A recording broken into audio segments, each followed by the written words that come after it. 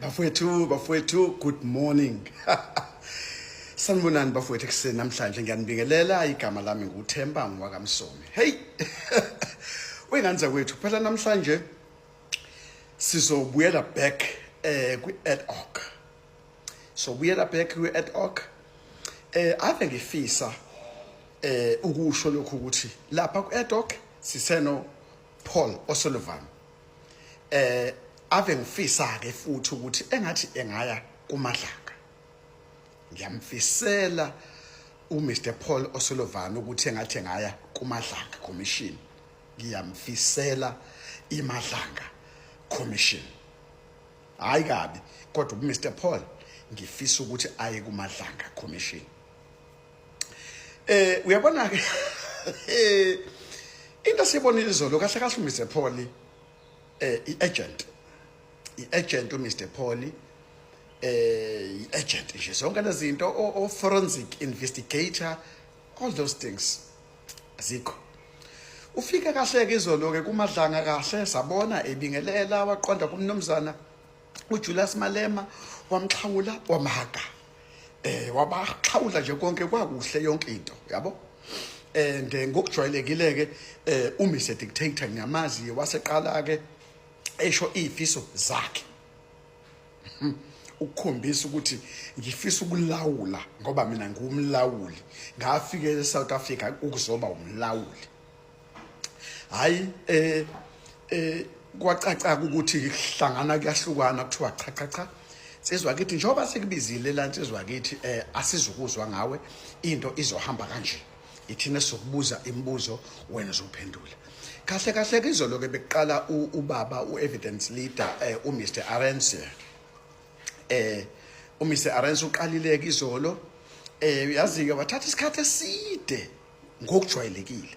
Isikhathi eside usithathile uMr Arendse. Okay.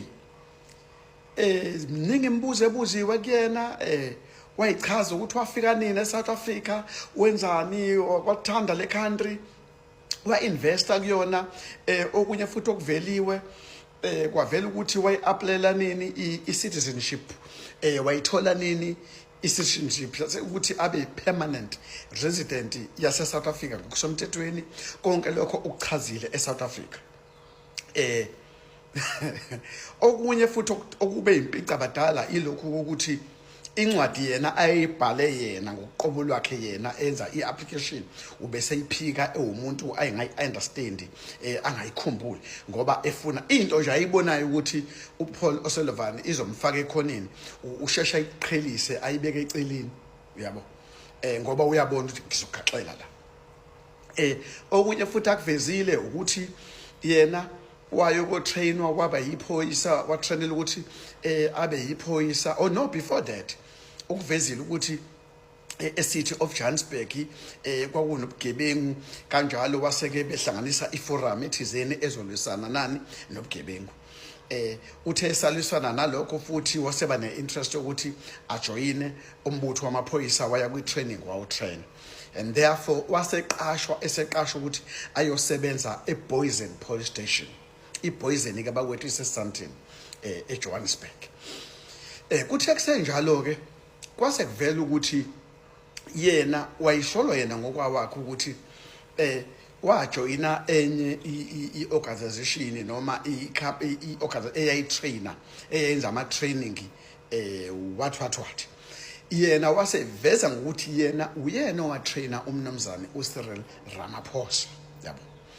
Njobe eveza lokho ke ubese ngena ke ubani uMr Lowe MK ubani uSkhosana wasembuza ukuthi awamthena kanjani uMr Ramaphosa ngaliphi ngoba wena wawungenayo ilokhuzane wawungenazo iziqu zokutrainer wawusuyifundele kuphi ungabe khona wawusunazo yini isicucu sokuthi ungatrainer umuntu na.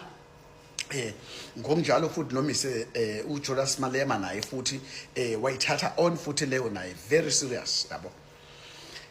Uyabona nje kahle izinto enginotisile izolo ukuthi abantu laba abakhulume naye izolo uyibona ebebekade bephosa imibuzo yilabantu wayekushila ukuthi akafuni ukuthi bambuze imibuzo wayethe akafuni ukubuzwa uMalema EFF akafuni ukubuzwa ilaba beMK akafuni futhi ukubuzwa umama lona we Action SA wayebashilo kodwa izolo iwona leya line up ehlale kuyena maqozo ayimnikezanga thuba izolo idile naye serious izwa ke phela ngoba kuthena sekuzovalwa kahle yonke sekuzovalwa kahle yonke into uche esebonga kahle sekuvalwa sekukhulunywa ngokuthi kahle namhlanje kuzoqala u-evidence leader umnumzana Erens uzonikezwa only 1 hour ngoba uye wathatha phela isikhathi esiningi uzonikezwa only 1 hour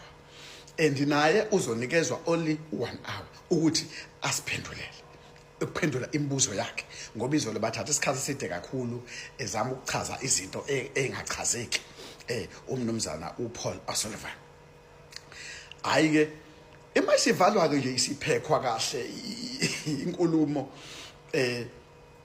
isiphekwa uche useyipheka kahle usethi hayike siyavumelana kusasa siqala ngo10 o'clock sharp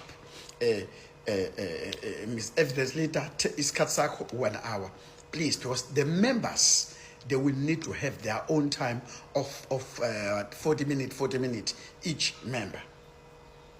And ke nanokuthi aphendule lo ngathi uzonikezwe 15 minutes ukuthi aphendule imibuzo azoliphuza member kodwa ama members anikezwe 40. Esachaza nje lokho eseqeda ke sekuvalwa indle sivalwa izolo lapha ku-Edok. Awu wayihenga umnumzana uagent Paul O'Sullivan ongaseyiyona nje inhlobo lento ekuthiwa private investigator what forensic investigator ayikho lonto leyo scam ayikho lonto leyo iagent leyo ucindezelo. Okay, waqala kwangena ukuthi hayi manje for 38 years bengilwisana nobugebengu kule country kwasha kwacima mina nga arresta generally about 18 and no bani kanjalo so ke bekufuneka nginikezwe ithuba elenele kwabe uzithelile kumnumzana uJulius Sero Malema. Uyabona ke lapho wathi yabona ke lalela Mr. O'Sullivan la asizolawulo wena lana ithina esilawula la and futhi uzokwenza njengoba sifuna ukuthi wenze. Mr. Paul O'Sullivan uzofunda ukusihlonipha uzokwe usifundise ukuthi uzohlonipha la baningi abantu esebefikile phambi kwakho bafika bazosibuza imibuzo baze sababuza imibuzo akaze befike befuna ukusitshela ukuthi bafuna ukudrivewa kanjani. We are driving this ship, Mr. Paul O'Sullivan. It's not you driving this ship, Paul O'Sullivan.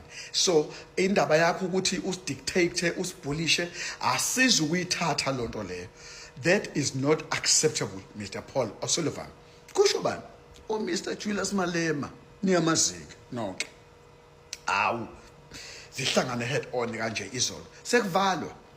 Kodwa ubani oyifake enkingeni? uPaul O'Sullivan ngoba uhlale njalo efuna ukuyitshela ukuthi kufanele igcine igama lakhe iqale lakhe kugcina yena. Kodwa izolo ke umvalisi uMalema ngelinye igiya akahakanwanga masekhanjwa uvalwe ngegiya ukuthi aqondise ulalela la kokuphi la lana singama member eParliament uzohlonipha sifuna inhlonipho futhi imibuzo esizokubuza yona uzoyiphendula izijwayeze we driving this ship. It is not you driving this ship.